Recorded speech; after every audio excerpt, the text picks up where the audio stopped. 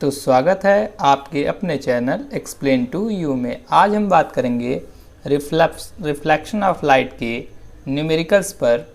Numericals solve करने से पहले जो साइन कन्वेंशन है जिसका हम इस्तेमाल करेंगे न्यूमेरिकल्स के प्रॉब्लम्स को सॉल्व करने के लिए, उसको देख लेते हैं, फिर आगे प्रोसीड करते हैं। अगर आप चैनल पर नए हैं तो चैनल को सब्सक्राइब कीजिए और बेल आइकन को दबाना ना भूलें, जिससे चैनल से जुड़ी लेटेस्ट अपडेट आपको मिलती रहे। तो चलते हैं, वीडियो को ज़्यादा लंबा ना करते हुए स्टार्ट करते हैं। ऑब्जेक्ट डिस्टेंस को आप हमेशा u से डिनोट करेंगे, इमेज डिस्टेंस को आप हमेशा v से डिनोट करेंगे और फोकल लेंथ को आप हमेशा f से डिनोट करेंगे। फिर साइन कन्वेंशन की जो पहला रूल है वो ये कहता है कि जब भी ऑब्जेक्ट पोल से लेफ्ट साइड में प्लेस होगा, यानी जो ऑब्जेक्ट डिस्टेंस होगा वो हमेशा क्या होगा, निगेटिव होगा। बोला गया क्या कि ऑब्जेक्ट डिस्टेंस ऑलवेज, ये ऑलवेज होगा। क्यों? क्योंकि जब भी ऑब्जेक्ट रखा जाएगा तो पोल से हमेशा लेफ्ट साइड में रखा जाएगा। अगर हम p को ओरिजिन माने और इंटीजर को, जैसा कि आप क्लास 8th में पढ़े हैं इंटीजर, अगर आप 0 से लेफ़्ट जाते हैं तो नेगेटिव डिस्टेंस, 0 से राइट जाते हैं तो पॉजिटिव डिस्टेंस। ठीक है, उस बेसिस पे अगर आप बात करें तो पोल से आप लेफ्ट में ऑब्जेक्ट डिस्टेंस, ऑब्जेक्ट को रखेंगे तो ऑब्जेक्ट डिस्टेंस ऑलवेज निगेटिव। फिर बात करते हैं इमेज डिस्टेंस की।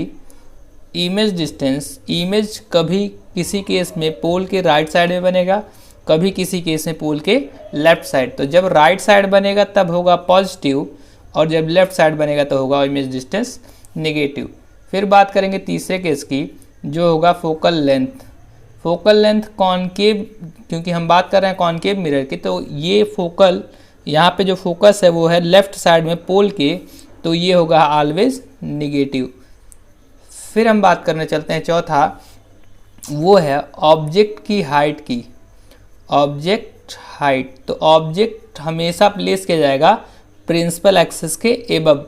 अगर आप किसी चीज़ को एबव प्लेस करेंगे तो उसका जो हाइट होगा वो ऑलवेज क्या होगा, पॉजिटिव। लेकिन अगर वो प्रिंसिपल एक्सिस के बिलो होगा तो उसका हाइट होगा निगेटिव। यानी जब भी इमेज बनेगा तो वो निगेटिव, यहाँ लिख सकते हैं जो इमेज हाइट होगी वो निगेटिव। लेकिन कुछ केस ऐसे होते हैं जिसमें इमेज हाइट पॉजिटिव भी मिलता है। तो जब इमेज एबव प्रिंसिपल एक्सिस बनेगा तब हमें मिलेगा पॉजिटिव, जब वो बिलो प्रिंसिपल एक्सिस होगा तब हमें मिलेगा निगेटिव। फिर मिरर फार्मूला जिसका हमें इस्तेमाल करके न्यूमेरिकल्स को सॉल्व करना है, उसके लिए चलते हैं।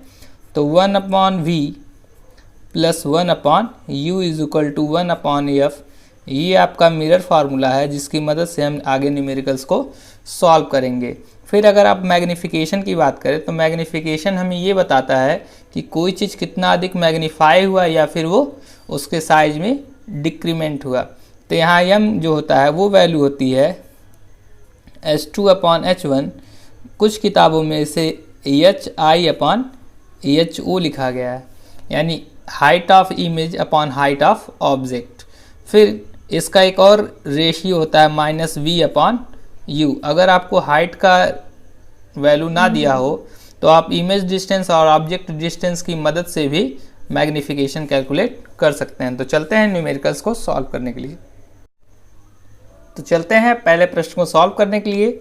An object 3 centimetre height, object का जो हाइट दिया वो 3 सेंटीमीटर दिया है, जिसको रखा गया है, प्लेस किया गया है at a distance of 10 centimetre in front of converging mirror. यानी जो ऑब्जेक्ट डिस्टेंस है वो है 10 सेंटीमीटर। अब ऑब्जेक्ट को हमेशा कहाँ प्लेस किया जाता है, लेफ्ट साइड में। अगर लेफ्ट साइड में प्लेस किया जाता है तो उसका जो डिस्टेंस होगा वो क्या होगा, निगेटिव साइन होगा।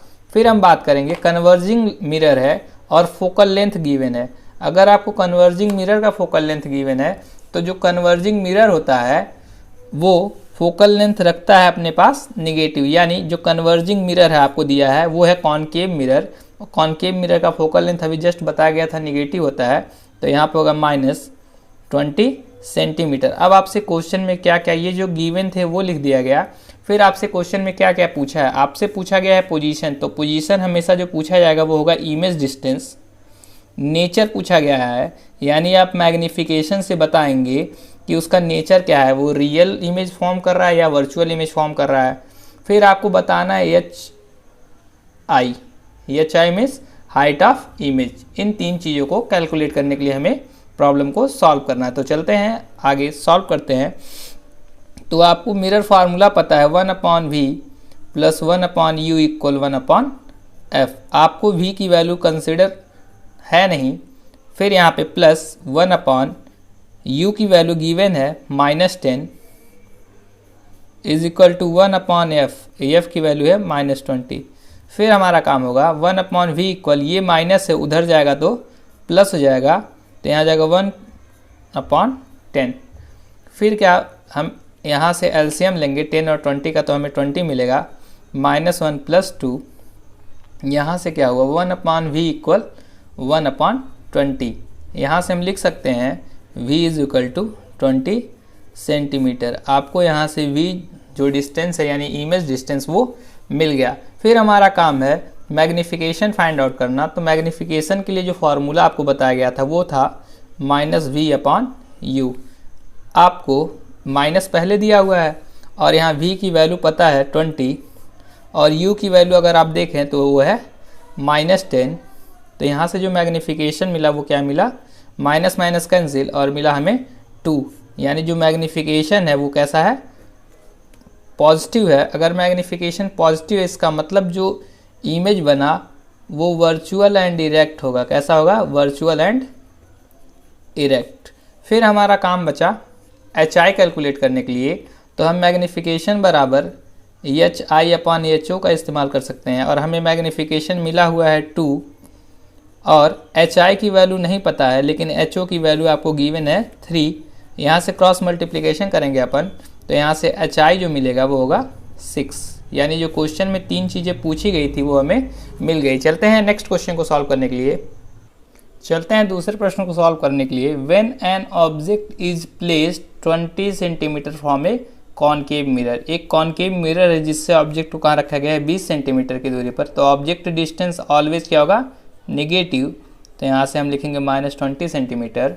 और वो कैसा इमेज फॉर्म कर रहा है, जब भी रियल इमेज फॉर्म होता है तो जो मैग्नीफिकेशन होता है उसकी वैल्यू क्या होती है, निगेटिव होती है। अब बात करेंगे, मैग्नीफिकेशन तो निगेटिव हो गया, कह रहा है जो इमेज बना है वो 3 गुना है ऑब्जेक्ट से। ठीक है, तो ऑब्जेक्ट्स का 3 गुना मतलब यहाँ पे मैग्नीफिकेशन जो हो गया वो -3 गिवन है। ठीक है, फिर आपसे क्या पूछा है, आपसे पूछा है फोकल लेंथ बताने के लिए।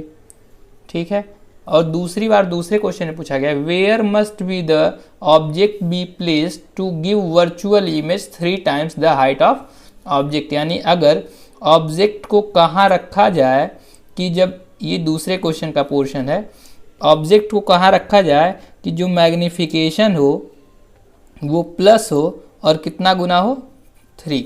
ठीक है, तो चलते हैं क्वेश्चन को सॉल्व करने के लिए। तो हम मिरर फार्मूला से लिख सकते हैं 1/v plus 1/u equal to 1/f। अब देखिए इसका हम यूज नहीं कर पाएंगे, क्यों, क्योंकि आपको u गिवन है, v और f दोनों नहीं पता है। अगर आपके एक फार्मूले में 2 क्वांटिटी मिसिंग हो तो आप इस फार्मूले से कैलकुलेट नहीं कर पाएंगे। तो हम चलते हैं मैग्नीफिकेशन का यूज करने। Magnification equal to -v/u। यहाँ आप देखेंगे तो आपको मैग्नीफिकेशन पता है, मैग्नीफिकेशन की वैल्यू है -3 इज इक्वल टू, v की वैल्यू फाइंड आउट नहीं है, u की वैल्यू आपको गिवन है -20। यहाँ से माइनस माइनस कैंसिल होगा, तो हम लिख सकते हैं यहाँ से क्रॉस मल्टीप्लिकेशन से जो v आया वो कितना है, -60 सेंटीमीटर। यानी हमें v मिल गया। अब हम मिरर फार्मूला का यूज करके f कैलकुलेट कर सकते हैं। तो हम चलते हैं f को कैलकुलेट करने के लिए। f को कैलकुलेट करने के लिए 1/v, v की वैल्यू है -60 प्लस u की वैल्यू है -20 इज इक्वल टू 1/f। यहाँ से क्या होगा, आप 20 और 60 का एलसीएम निकालेंगे तो 60 आएगा, -1 plus -3 is equal to 1/f। यहाँ से आप लिख सकते हैं -4/60 इज इक्वल टू 1/f। तो यहाँ से आपको जो f की वैल्यू मिली वो मिली -15 सेंटीमीटर। ठीक है, आपको यहाँ f मिल गया, v मिल गया। ठीक है, चलते हैं जो इसका सेकेंड पार्ट था उसको सॉल्व करने के लिए। आपको u फाइंड आउट करना है अगर मैग्नीफिकेशन क्या हो, 3 टाइम्स पॉजिटिव हो। ठीक है, आपको फोकल लेंथ पता है क्योंकि यहाँ मिरर चेंज नहीं किया गया है, तो फोकल लेंथ आपको गिवन है वो कितना है, इतना, तो यहाँ से हम काम करवा सकते हैं। और वो होगा कैसे, m is equal to minus v upon u. तो m दिया है 3, यहाँ से हम लिख सकते हैं माइनस वी अपॉन यू। यहाँ से क्रॉस मल्टीप्लिकेशन करेंगे तो v इज इक्वल टू लिख सकते हैं -3u। ठीक है, इसका इस्तेमाल करेंगे हम अपने मिरर फार्मूला में। तो होता क्या है, मिरर फार्मूला 1/v, और v की वैल्यू हमने कैलकुलेट कर रखी है 3u प्लस u की value 1/u is equal to 1/f। f है आपको गिवन। तो यहाँ से क्या करेंगे, हम इसका एलसीएम लेंगे तो हमें मिलेगा 3u, तो यहाँ मिला -1 प्लस 3 इज इक्वल टू 1/-15। यहाँ से देखेंगे तो यहाँ मिला 2/3u is equal to -1/15। Cross multiplication करेंगे तो 30 इज इक्वल टू -3u। इसके बाद क्या होगा, u इज इक्वल टू मिल जाएगा -30 डिवाइडेड बाई 3 और u मिल गया -10 सेंटीमीटर। चलते हैं लास्ट प्रश्न को देखने के लिए। चलते हैं आखिरी क्वेश्चन पर। एन ऑब्जेक्ट 3 सेंटीमीटर हाई, यानी ऑब्जेक्ट का जो हाइट दिया है वो कितना दिया है, 3 centimetre, is placed at a distance, यानी जो ऑब्जेक्ट डिस्टेंस दिया है वो दिया है -8 सेंटीमीटर। आपको हमेशा बताया गया जो ऑब्जेक्ट डिस्टेंस होगा वो हमेशा निगेटिव होगा। कॉनकेव मिरर से 8 सेंटीमीटर की दूरी पर रखा गया और वो कैसा इमेज बना रहा है, वर्चुअल इमेज। वर्चुअल का मतलब होता है कि सीधा, और अगर इमेज का हाइट, इमेज बोला जा रहा है वर्चुअल है, इसका मतलब वो सीधा होगा, और सीधा होगा तो एबव प्रिंसिपल एक्सिस होगा, और एबव प्रिंसिपल एक्सिस जो हाइट होगा वो हमें क्या मिलेगा, पॉजिटिव। तो यहाँ मिला +4.5 सेंटीमीटर। आपसे कहा गया है पहले पार्ट में आपको फोकल लेंथ बताना है, दूसरे पार्ट में आपको इमेज डिस्टेंस बताना है, और तीसरे पार्ट में आपको रे डायग्राम। याद रखिएगा, आपसे जब भी न्यूमेरिकल देगा तो एक नंबर उसमें ऐड जरूर करेगा आपके लिए कि आप रे डायग्राम जरूर बनाइए। तो चलते हैं न्यूमेरिकल को सॉल्व करने के लिए। पहले देखते हैं क्या गिवन है और हमें क्या क्या फाउंड आउट करना है। अगर हम लिखें मिरर फार्मूला, तो मिरर फार्मूला देखेंगे तो आपको यहाँ पे u गिवन है, v और f नहीं पता है। तो आप इससे अगर चलना चाहेंगे तो आपको दिक्कत होगी, क्योंकि एक ही इक्वेशन में 2 अननोन है तो आप फाइंड आउट नहीं कर पाएंगे। तो हम बात करेंगे कहाँ से, मैग्नीफिकेशन से। मैग्नीफिकेशन होता है -v/u। ठीक है, और एक और फार्मूला h2/h1। ठीक है, आपको v पता नहीं है लेकिन u आपको गिवन है -8, h2 आपको गिवन है 4.5 और h1 आपको गिवन है, ये h1 है, h1 ना करके h1 कह देते हैं 3। तो यहाँ से अगर हम सॉल्व करेंगे तो माइनस माइनस कैंसिल, ये क्रॉस मल्टीप्लिकेशन होगा तो v इज इक्वल टू लिख सकते हैं 4.5 × 8/3। अगर हम डिवाइड करेंगे तो ये कटेगा 1.5 टाइम्स, और 15 × 120 यानी 12 सेंटीमीटर। जो v की वैल्यू आई वो क्या आई, 12 सेंटीमीटर। आपको पहले क्वेश्चन का पहला पार्ट जो था, सॉरी दूसरा पार्ट आपको मिल गया v। अब हम फाइंड आउट करने चलते हैं f, जो हमारा पहला पार्ट है। आपको v गिवन हो गया 12, u आपको पता है -1/8 इज इक्वल टू 1/f। यहाँ से क्या होगा, 8 और 12 का एलसीएम लेंगे, तो 8 और 12 का एलसीएम अगर हम लें तो 12/96, यहाँ 8 आएगा और यहाँ 12, 1/f। यहाँ से हम लिख सकते हैं -4/96 is equal to f। f बराबर आपको मिला -96/4। तो यहाँ से हम लिख सकते हैं 4 दूना 8, 4 चौका 16। आपको यहाँ से फोकल लेंथ मिल गया -24, इमेज डिस्टेंस मिल गया v। अब हमारा काम केवल बचा है, यहाँ पे ऑब्जेक्ट डिस्टेंस अगर मैं लिख दूँ तो आपका केवल लास्ट काम बचा है, और वो है आपको ये बनाना है रे डायग्राम। तो चलते हैं रे डायग्राम बनाने के लिए। अगर ये पोल है, ये फोकस है और ये सेंटर ऑफ कर्वेचर, इसको मिरर बना देते हैं, और ऑब्जेक्ट रखा गया -8। पहले तो देखिए फोकल लेंथ है 24 सेंटीमीटर, तो ऑब्जेक्ट जहाँ भी रखा गया होगा वो फोकस से अंदर ही होगा। अब यहाँ से एक रे जो पड़ेगा इस पर, वो पैरेलल है प्रिंसिपल एक्सिस से, तो पास करेगा कहाँ से, फोकस से।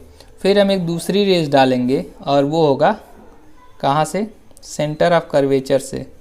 सेंटर ऑफ कर्वेचर से एक रे जाएगा, तो ध्यान दीजिए ये दोनों रे जाके पीछे एक जगह मिलेंगे, जहाँ मिलेंगे वहाँ पर इसका इमेज बनेगा। जब इसके पीछे दिखाते हैं तो ये डॉटेड दिखाते हैं, मैंने सीधा करने के लिए ही यहाँ पर इस तरह से ऐसा रिप्रेजेंट किया है, क्योंकि मैं पेन से काम कर रहा हूँ। आप जब एग्ज़ाम में काम करेंगे तो आपको पेंसिल से काम करना होगा। यहाँ पे आपको ऑब्जेक्ट था AB, जिसका इमेज बना यहाँ पे AB डैश। मिलते हैं नए वीडियो में।